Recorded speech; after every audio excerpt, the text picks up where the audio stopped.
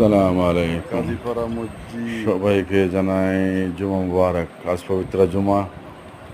আজ আসলাম আমাদের পূর্বপুরুষের জন্মস্থান এবং কাজীপাড়া বাইতুল ইজ্জত জামে মসজিদ দেখার জন্য।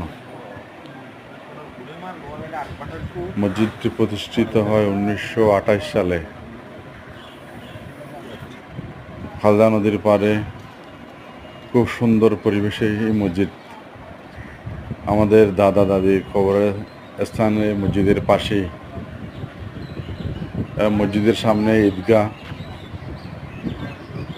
এবং আশেপাশে সবুজ মাঠ।